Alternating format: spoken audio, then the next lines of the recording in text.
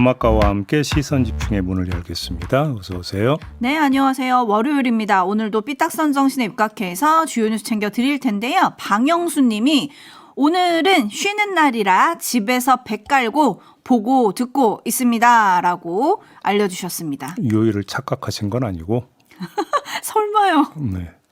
달려가면 다시 잘 보세요. 네, 오늘 월요일입니다. 월요일. 네, 네, 월요일입니다. 네. 에라이님, JB 주말 잘 쉬고 오셨죠? 이번 한 주도 국민들 혈압 올려주실 건가요? 제가 올리는 겁니까? 세상이 올리는 거지. 저는 그러니까요. 전달자일 뿐입니다. 그러게 말입니다. 저희는 전달을 할 뿐인데 JB타임즈가 뒷목타임즈, 한숨타임즈가 된 지가 오래라서 네. 좀 안타깝긴 한데 오늘 준비한 뉴스들도 어떨지 한번 살펴봐 주시죠. 오늘 주목할 첫 번째 뉴스 오디오로 먼저 만나보시죠. 한덕수 전 국무총리에 대해 내란 우두머리 방조, 위증, 허위 공문서 작성, 공영서류 선상 등의 혐의로 구속영장을 청구하였습니다. 국무총리는 행정부 내 국회의 동의를 얻어 대통령이 임명하는 유일한 공무원으로 대통령의 국가 및 헌법 수호의 책무를 보좌하는 제1의 국가기관입니다. 유언유법한 비상계엄을 사전에 막을 수 있었던 최고의 헌법기관입니다. 이러한 국무총리의 지위와 역할 등을 고려한 것입니다. 네. 헌정사상 최초로 총리를 지낸 사람에 대한 구속영장이 청구됐습니다.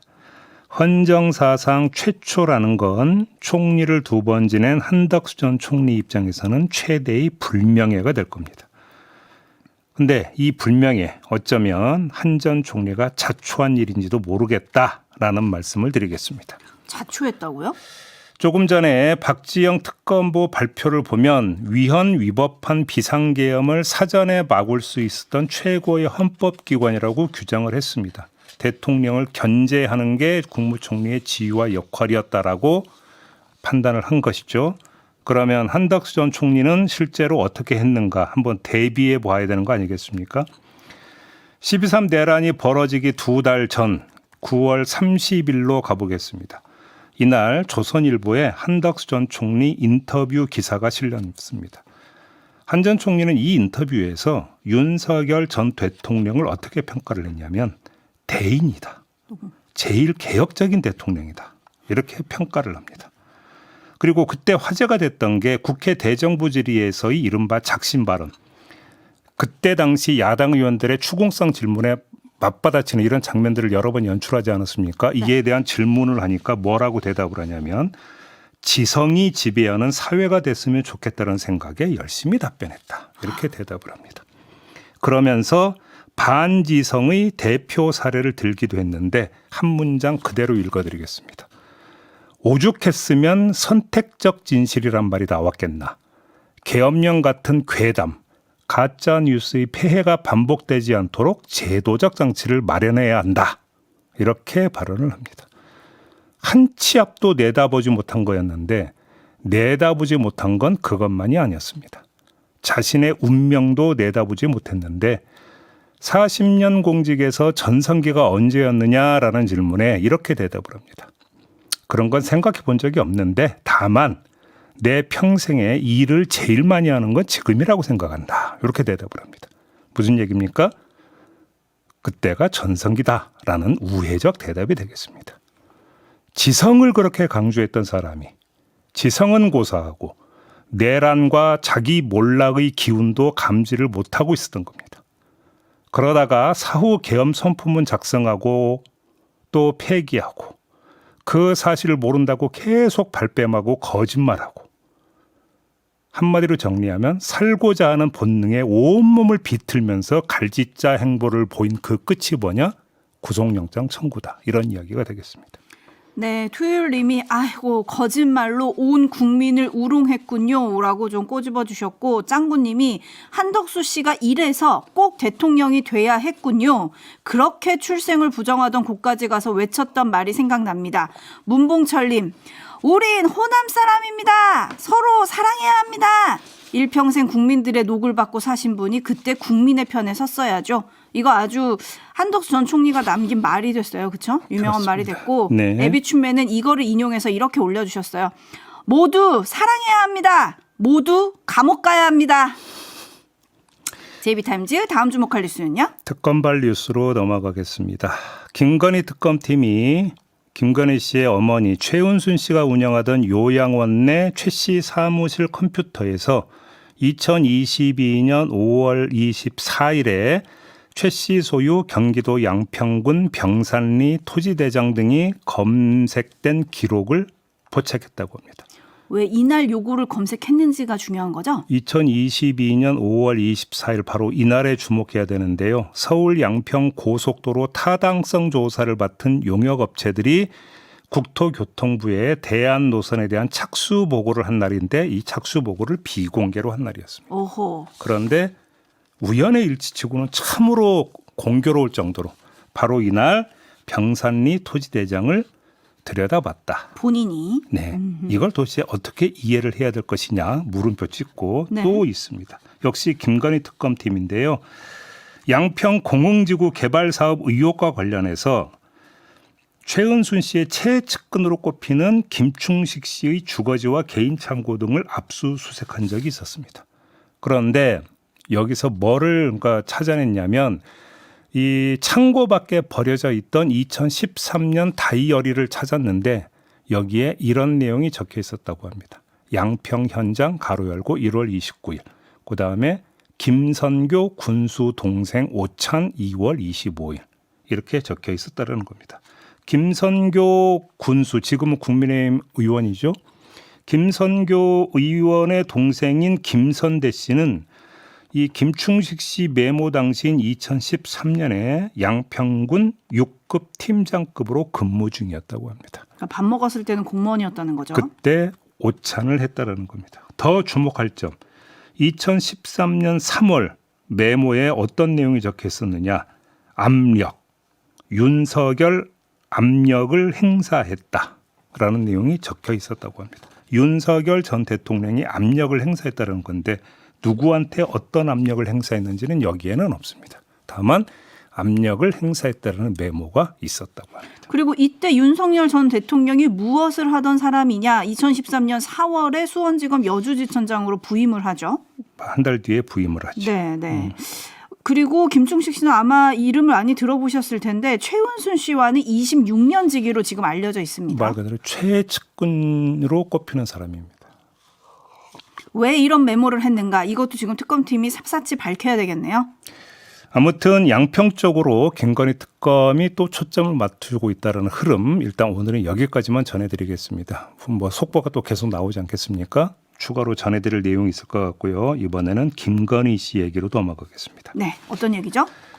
대검찰청이 감찰 업무를 담당하는 검찰 간부의 인사청탁 정황을 잡고 사실관계를 확인하고 있다고 하는데 서울 남부지검이 지난해 6월 건진법사 전성배 씨의 측근을 조사했는데 이때 측근이 이런 진술을 했다고 합니다. 2017년 전성배 씨 법당에서 전 씨를 만나고 나오는 그 간부, 검찰 간부를 얘기하는 겁니다. 네. 그 간부를 마주쳤고 그 간부가 서울중앙지검으로 이동하게 해줘서 감사하다는 인사를 하러 왔다라는 말을 전성배 씨로부터 전해 들었다라고 진술을 했다는 겁니다. 네, 이게 의미하는 바가 뭘까요? 지난주에 이 자리에서 이런 문제를 제기한 바가 있었습니다. 대통령 부인일 때의 김건희 씨 행적이 줄줄 나오고 있는 반면에 검찰총장 부인일 때의 행적은 거의 나오지 않고 있는데 정말 아무것도 없어서 안 나오는 거냐? 물음표를 찍은 적이 있었습니다. 조금 전 전한 정황에 대한 분석은 이 문제 제기의 연장선상에서 이루어져야 되는데 그 간부의 인사청탁 의심 시점이 2017년입니다. 바로 그해 5월부터 윤석열 전 대통령이 뭐였습니까? 서울중앙지검장을 맡았었습니다. 이 점을 상기할 필요가 있는데요. 여기에 한 가지 점을 더 추가로 상기해 봅시다. 청탁과 뇌물이 오간 통로는 전성배 윤석열 라인이 아니라 전성배 김건희 라인이었다는 점입니다. 이러면 대충 의심의 그림이 나오지 않습니까? 만약에 인사청탁이 있었다면 어떤 라인을 통해 것이냐? 전성배 김건희 라인을 통했을 가능성이 높다라는 추정이 성립이 된다는 건데요. 여기에 한 가지 사실을 더 추가해야 합니다. 검찰이 지난해 말에 전성배 씨의 휴대전화 석 대를 압수해서 포렌식하는 과정에서 검사와 경찰관 이력서 여러 장을 확보했다라는 뉴스가 이미 나온 바가 있었습니다. 자, 이 얘기는 인사청탁, 특히 검사 인사청탁 건수가 더 있을 수 있다라는 얘기가 되는 거고요. 확인할 점은 그 시점이 언제냐는 것입니다. 그래서 서울중앙지검장 부인 시절, 검찰총장 부인 시절일 때 있었느냐, 이걸 확인할 필요가 있다, 이 말씀을 드리는 거고요. 또 하나 강조할 게 있습니다. 뭐죠? 감찰 담당 검찰 간부의 인사청탁 관련 진술도, 그리고 전성배 씨 휴대전화 속 이력서 여러 장이 나왔다는 시점도 모두 지난해 말이었습니다. 서울 남부지검에 의해서 이걸 확인을 하고 확보를 했던 겁니다. 헌데 여지껏 묵혔다가 대검이 이제서야 사실관계 확인에 들어갔다는 거 아닙니까? 이게 뭘 의미하는 건지 이건 굳이 설명 안 드려도 아시겠죠. 뭉개고 있었다는 얘기가 되겠습니다. 네, 뭐 참고로 건진법사는 JTBC와의 인터뷰에서 그건 인사청탁이 아니라 그들이 운명과 승진에 대해 고민 상담을 해주려고 이력서를 받았다, 뭐 이렇게 얘기를 했죠. 믿거나 아니, 말거나. 아니 용하신 분이면 딱 얼굴만 봐도 다 나와야 되는 거 아닙니까? 그렇죠. 그 사람이 살아온 행적이 이력서에 쭉 담길 텐데, 그렇죠? 그럼 저도 얘기할 수 있겠다. 네. 그죠? 네. 제이비도 도사가 될 수 있다. 네. 라이즈무님, 양파도 이 정도로 깠으면 남은 게 없을 것 같은데 어떻게 이들은 아직도 절반도 까지 못했다는 건가요? 참 한탄스럽습니다. 이런 댓글 남겨주셨고요. 참고로 오늘 특검이 김건희 씨 그리고 건진법사를 동시 소환하지 않습니까? 네. 이들이 과연 입을 열지 이것도 좀 주목을 해봐야 될 것 같고, 김건희 씨는 29일에 구속 기소하는 방안도 지금 특검이 검토하고 있다고 하는데 과연 그럴지 그것도 좀 지켜보겠습니다. JB타임즈 다음 주목할 뉴스는요? 민주당 정치테러 대책위원회가 그저께 기자회견을 갖고 지난해 1월 발생한 이재명 대표 살인미수 사건에 대해 윤석열 정부에서의 국무총리실 산하 대테러센터와 국정원 등이 테러방지법상 테러로 지정하지 않았을 뿐 아니라 사건을 축소 왜곡하기까지 했다라고 주장을 했습니다. 그러면서 특히 김상민 국정원장 법률특보의 행적을 문제 삼았는데요. 들어보시죠. 김상민 특보는 2025년 4월 실제 사용된 18cm 길이의 개조된 전투용 흉기를 일반 커터칼로 표현하고 이 사건은 테러에 해당하지 않으며 테러로 지정할 실익이 없다는 황당한 내용을 담은 보고서를 작성 유포한 바 있습니다. 네, 이에 앞선 지난 5일에 국회 정보위 여당 간사를 맡고 있는 박선원 민주당 의원이 기자회견을 열어서 똑같은 의혹을 제기한 바가 있었는데요. 자, 여기서 짚을 점이 두 가지가 있습니다. 두 가지 어떤 걸까요? 자, 커터칼 운운한 부분부터 한번 봅시다. 이건 누가 봐도 말이 안 됩니다. 자, 이 사건은 지난 2월에 대법원 확정 판결까지 난 것입니다. 그리고 확정된 판결문을 보면 범행 도구로 전투용 칼 또는 등산용 칼이라고 되어 있습니다. 아울러 범인이 인터넷에서 구매했다는 사실도 적시되어 있습니다. 그런데 확정 판결문과는 다르게 커터칼로 표현을 한 건 이건 부주의함이 부른 사실관계 확인 미흡 이런 게라고 이해할 성질의 문제가 아니라는 겁니다. 더구나 김상민 특보는 검사 출신입니다. 김건희 씨가 창원 의창구 공천을 강하게 밀었다라는 바로 그 검사입니다. 그런 검사 출신이 기초 사실관계조차 틀린다? 판결문에 잉크가 마르기도 전에 납득하기 어렵습니다. 세상에 커터칼을 인터넷에서 그렇게 구매합니까? 두 번째, 이거보다 어찌 보면 더 납득하기 어려운 게 있는데요. 바로 시점입니다. 자, 박선원 의원의 폭로에 따르면 김상민 특보가 문제의 보고서를 작성한 시점은 올해 4월 3일이라고 합니다. 윤석열 전 대통령이 헌재에서 파면 선고되기 바로 전날이었습니다. 자, 김상민 특보는 왜 그 미묘한 시점에 민주당의 반발을 살 게 뻔한 보고서를 작성을 했을까? 궁금하지 않습니까? 이건 뉴스 채굴꾼이 취재를 했다고 합니다.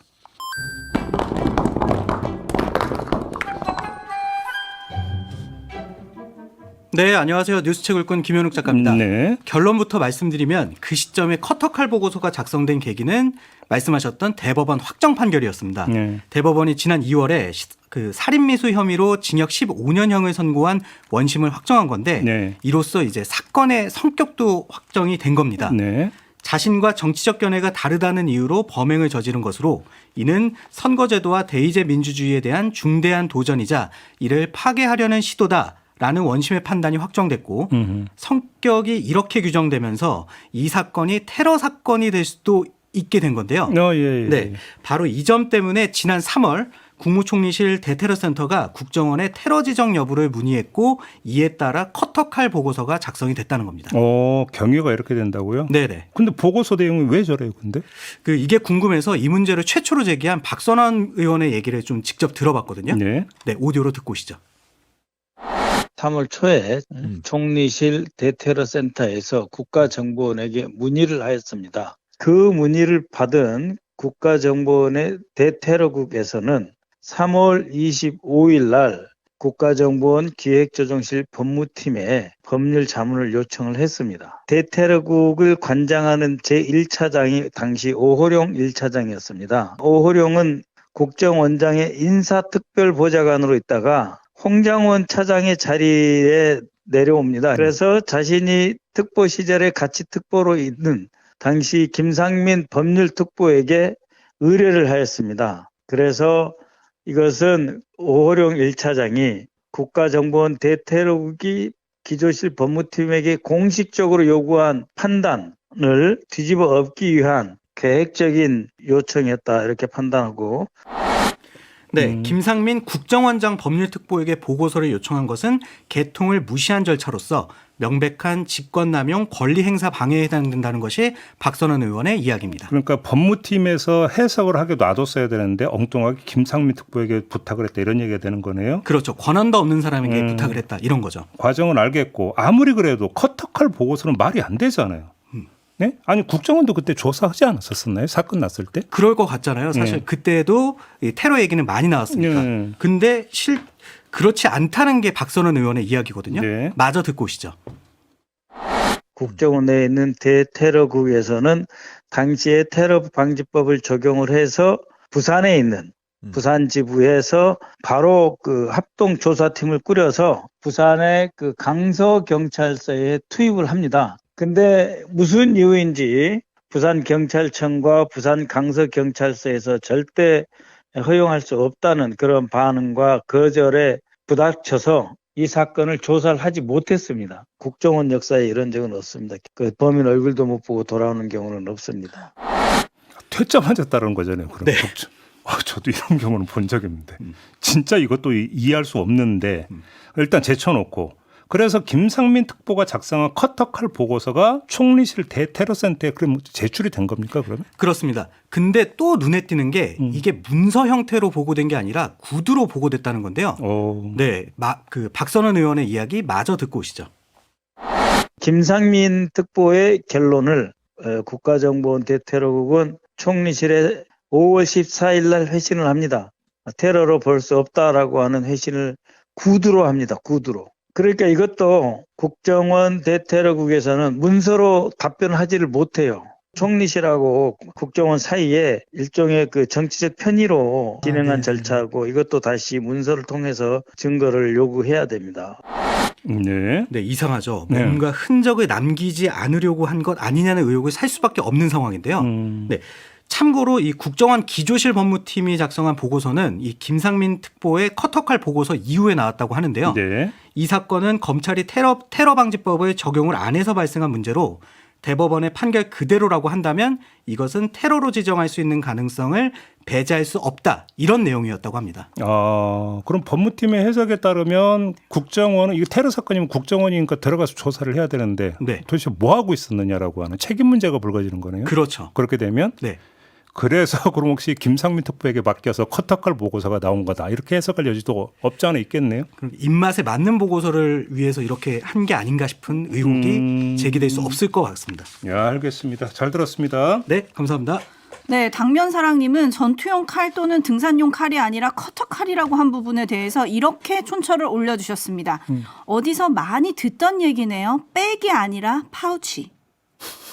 그리고 박빛나라님은 굳이 곧 파면될지도 모르는 상관을 위해서 이런 보고서를 쓴 건가요? 라고 물음표 올려주셨고, 신원섭파님은 김상민 특보라면 어디서 많이 듣던 이름인데 김건희 씨와의 관계도 조사해 봐야 한다고 생각합니다. 조금 전에 제가 말씀을 드렸잖아요. 지난 총선 때 창원 의창구 공천장을 받도록 하기 위해서 김건희 씨가 공을 들인 것으로 알려져 있는 그 대상인물이 바로 김상민 특보입니다. 네. 근데 그게 안 돼가지고 국정원장 특보로 갔던 거거든요. 맞습니다. 그 다음에 여기 간 거죠. 그렇습니다.